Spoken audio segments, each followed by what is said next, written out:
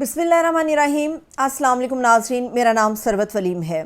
Israel और फ़लस्तीन के दरमियान जारी महाज़राई कह लीजिए, जंग कह लीजिए, उसके दौरान हमारे सामने आज बहुत ही बड़ी और अहम अपडेट आई है। इस वक्त दो करारदादें पेश की गई हैं अक़वाम मुत्तहिदा में, और ये करारदादें फ़लस्तीनी मिशन की तरफ से पेश की गई हैं। इन करारदादों में जो दो मुतालबात किए गए हैं, दो मुसव्वदे हैं ये करारदादों के। जो पहला मुसव्वदा है वो इस बात के ऊपर है कि एक तो इजलास फौरी तौर पे अक़वाम मुत्तहिदा की जनरल असम्बली का बुलाया जाए, हंगामी इजलास, और इस इजलास में वोटिंग कराई जाए, क्योंकि जो सालसी की कोशिशें हो रही थी या जो हम ये सोच रहे थे कि सीज़ फायर हो जाएगा, वो कोशिशें हमें कामयाब होती हुई नज़र नहीं आ रही। तो इसीलिए फ़लस्तीनी मिशन ने कल जुम्मेरात के रोज़ जो है वो दो मुसव्वदे पेश किए हैं करारदादों के। एक में तो कहा गया कि गाज़ा के अंदर फौरी तौर पे मुस्तकिल बुनियादों पर मगर गैर मशरूत जंग बंदी होनी चाहिए, और इसके अलावा दूसरी जो करारदाद है या दूसरा जो मुसव्वदा है वो UNRWA के हवाले से है। UNRWA एक ऐसी NGO है जिसका ताल्लुक़ अक़वाम मुत्तहिदा से है और इंसानी इमदाद जो है ये फ़राहम करती है गाज़ा के अंदर। अब UNRWA के हवाले से जो मुसव्वदा दिया गया है वो उसकी सबसे बड़ी वजह ये है कि UNRWA की जो इमदाद है उसमें बेसिकली ज़्यादातर खाने के अलावा तिब्बी इमदाद के लिए सामान होता है, और जिसे इजरायली बॉर्डर्स के ऊपर रोक दिया जाता है। अब UNRWA जो है उसकी तरफ से भी ये शिकायत बार बार आ रही थी, और फ़लस्तीनी मिशन की इस करारदाद के पीछे मकसद भी ये है कि UNRWA भी ये बात कर रही है कि जो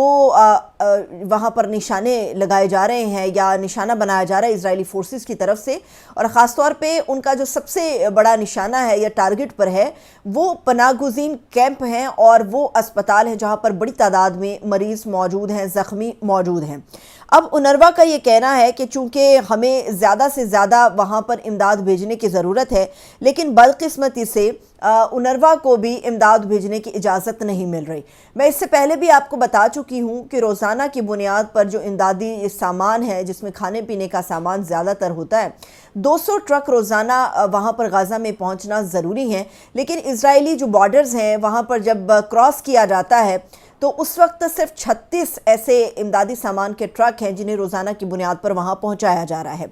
UNRWA इस वक्त बेहद तशवीशनाक किस्म की रिपोर्टिंग दे रही है, और ये बयान कर रही है कि अक़वाम मुत्तहिदा को भी इस चीज़ के ऊपर नोटिस लेना चाहिए और दुनिया को देखना चाहिए कि फ़लस्तीन के अंदर बेसिकली हो क्या रहा है। एक ताज़ा तरीन सर्वे है जो कि जारी किया गया है इस NGO की तरफ से,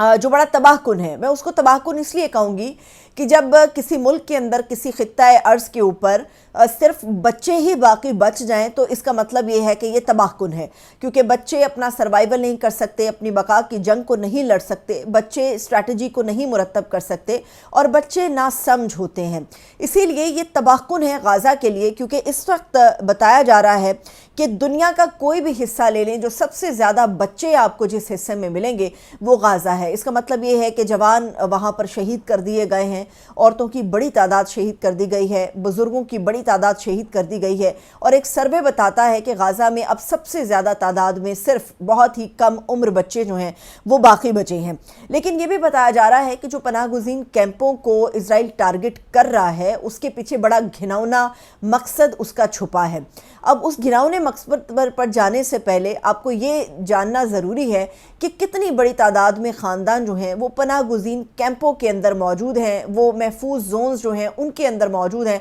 मगर फिर भी बच नहीं पा रहे क्योंकि इजराइल अपनी बर्बरियत को जारी रखे हुए है। 9,45,000 बेघर अफराद हैं। 9,45,000 एक बहुत बड़ी तादाद है, और ये वो बेघर अफराद हैं जो अपना घर बार छोड़ कर किसी और जगह पर आए, और वहाँ पर बमबारी हुई तो किसी और जगह पर चले गए। ये वो लोग हैं जो किसी एक जगह पर मौजूद नहीं रहे। इन्होंने गाज़ा की इस जंग के एक साल सवा साल के दौरान जो है मुतअद्दिद अपने मकामात को तब्दील किया है ताकि ये अपनी ज़िंदगियों को बचा सकें, ये अपने बच्चों को महफूज कर सकें। याद रहे कि इस वक्त जिस तरह से सर्दी का मौसम है اور فلسطین کے اندر اگر آپ ڈگریز کو چیک کریں تو آپ کو اندازہ ہوگا کہ اس وقت فلسطین کے اندر بلا کی سردی ہے، اور اس سرد موسم کے اندر نہ تو گرم کپڑے ان تک پہنچائے جا رہے ہیں کیونکہ امدادی سامان کو روکا جا رہا ہے، نہ ہی کمبل وغیرہ ان تک پہنچائے جا رہے ہیں تاکہ وہ سردی سے خود کو محفوظ رکھ سکیں۔ لیکن جو سب سے زیادہ تکلیف دہ بات ہے وہ تکلیف دہ بات یہ ہے کہ اگر کچھ نہ بن پڑے تو خوراک کے ذریعے آپ سرد موسم کا مقابلہ کرتے ہیں۔ اس میں چاہے آپ کے پاس پہننے کے لیے کپڑے، گرم کپڑے کم تعداد میں ہوں، لیکن خوراک آپ کو ہمیشہ سردی سے محفوظ رکھنے کے لیے ایک انرجی، ایک توانائی فراہم کرتی ہے۔ بدقسمتی سے جو خوراک کا ایک ذخیرہ ہے وہ اتنا کم ہے کہ ہر آدمی جو ہے یا ہر فرد آپ کہہ لیجئے کہ صرف چند گرام کی ایک خوراک ہے جو روزانہ اس کو دستیاب ہو پاتی ہے۔ اس کی سب سے بڑی وجہ یہ ہے کہ اسرائیل امدادی سامان کو اندر آنے نہیں دے رہا۔ اب یہاں پر اسرائیل جو پناہ گزین کیمپوں کو نشانہ بنا رہا ہے، اس میں جبالیہ کا بھی کیمپ ہے، اس میں نصیرات کا کیمپ شامل ہے، اس میں میں نے آپ کو بتایا تھا کہ اہل الحلوہ کا حولہ کا کیمپ شامل ہے، اس میں جلازون کا کیمپ شامل ہے۔ یہ وہ کیمپس ہیں جن کے اوپر اسرائیل جو ٹارگٹ کر رہا ہے، جو فائرنگ کر رہا ہے، گولہ بارود برسا رہا ہے، اس کی سب سے بڑی وجہ یہ ہے کہ لوگوں کو مجبور کر دیا جائے کہ یا تو وہ اپنی جان سے چلے جائیں یا جن جگہوں پر موجود ہیں وہاں پر بھی ان کو پناہ نصیب نہ ہو۔ ایک طرف یہ شیلٹر ہے اسرائیل کا کہ وہ صرف ان لوگوں کو، ان حصوں کو ٹارگٹ کر رہا ہے جہاں پر اس کا خیال ہے کہ جنگجو موجود ہیں، مگر جنگجو وہاں پر موجود نہیں ہیں، لیکن پناہ گزین کیمپ جو ہیں ان کو نشانہ بنایا جا رہا ہے اور مسلسل بنایا جا رہا ہے۔ پناہیں ختم کی جا رہی ہیں، خوراک جو ہے وہ دستیاب نہیں ہو پا رہی، امدادی سامان جو ہے وہ لوگوں تک نہیں پہنچ پا رہا، مگر اسرائیل جو ہے اس کے حوالے سے یہ خبریں روزانہ کی بنیاد پہ ہمارے سامنے آتی ہیں کہ صبح سے رات دیر گئے تک بہت سارے ایسے حصے ہیں جہاں پر وہ ٹارگٹ کرتا رہتا ہے۔ آج صبح جب پاکستان کے اندر صبح 7 بجے کا وقت ہوگا، یا آپ کہہ لیجئے کہ صبح 6 بجے سے 7 بجے کے درمیان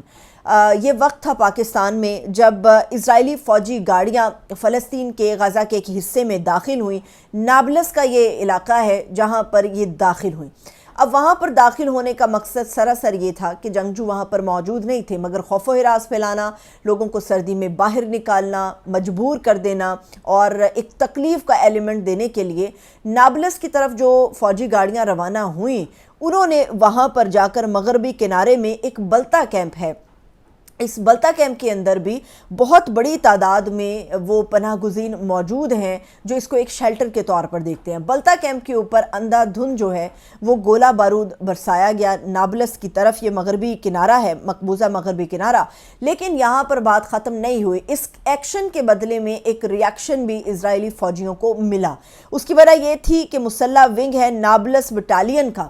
نابلس بٹالین تک یہ بات جب آئی، کیونکہ وہ بھی آس پاس وہ گروپ بھی موجود تھا اور یہ بھی اپنی سٹرگل کے پیریڈ کے اندر ہیں، تو نابلس بٹالین کے لوگوں نے بھی بدلے میں بھاری ہتھیاروں کے ساتھ جو ہے وہ برابر کا اٹیک کیا اسرائیلی فوجیوں کے اوپر۔ وہاں پر کیا کوئی زخمی ہوا، کوئی کیجولیٹیز ہوئیں، ابھی تک کی جو اطلاعات ہیں ان کے مطابق کوئی ایسا فگر ہمارے سامنے نہیں آیا، لیکن بظاہر ایسا لگ رہا تھا کہ یہ خوف و ہراس پھیلانے کی ایک کوشش ہے، مگر اس ایکشن کے بدلے میں ایک ریاکشن بھی اسرائیلی جو فوجی ہیں، جو فورسز ہیں، ان کو برداشت کرنا پڑا۔ کمال عدوان اسپتال جو ہے ایک یہ بڑا اسپتال ہے اور یہاں پر تقریباً روزانہ ہی آپ سنتے ہوں گے کہ ایسی اطلاعات آتی ہیں کہ کمال عدوان اسپتال کو ٹارگٹ کیا جاتا ہے۔ کمال عدوان اسپتال جو ہے وہ مسلسل نشانے پر ہے اسرائیلی فورسز کے، لیکن جو آج ایک بڑی ہی ہولناک ویڈیوز جو ہیں کمال عدوان اسپتال کی جاری ہوئی ہیں، جس میں یہ نظر آ رہا ہے کہ کس طرح سے کوڈ کاپٹرز جو ڈرون ہیں ان کے ذریعے اٹیک ہوئے ہیں۔ کوڈ کاپٹر ڈرون کے ذریعے جو اٹیک کیا جا رہا ہے، اس میں ایک تحقیق کے مطابق جو بارود یا گولہ استعمال کیا جا رہا ہے جو نہایت ہی چھوٹی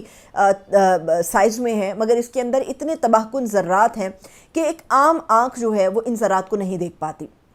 مگر جب ان کو پھینکا جاتا ہے اور یہ پھٹتے ہیں تو یہ عام ذرات انسان کے جسم کے اندر پیوست ہو جاتے ہیں، جس کی وجہ سے اس کا سب سے جو بڑا مقصد ہے خون کے بہاؤ کو نہ رکنے دینا، اور اس کے علاوہ جو آرگنز ہیں انسانی جسم کے اندر، یہ ان کو مکمل طور پہ تباہ و برباد کر دیتے ہیں۔ یہ اتنے خطرناک ہیں، اور کمال عدوان اسپتال میں سے جو آج ویڈیوز ہمارے سامنے آئی ہیں اس میں بھی دیکھا گیا ہے کہ ان کوڈ کاپٹرز ڈرون کے ذریعے اٹیکس کیے گئے ہیں، جس کی وجہ سے جو پہلے سے زخمی تھے ان کی ہلاکتوں کے حوالے سے بھی اطلاعات سامنے آ رہی ہیں، اور یہ بھی بتایا جا رہا ہے کہ بہت سارے مزید ایسے لوگ ہیں جو کہ شدید زخمی ہو چکے ہیں۔ یہ وہ غزہ اور فلسطین کی صورتحال ہے جس کے اندر اسرائیل کی جارحیت اور بربریت جو ہے وہ ختم ہونے کا نام نہیں لے رہی۔ پہلے تو صرف جنگجوؤں کے اوپر اٹیکس ہو رہے تھے، اب جو سویلین ہیں، جو عام لوگ ہیں، جو پناہ گزین ہیں، جو جان کی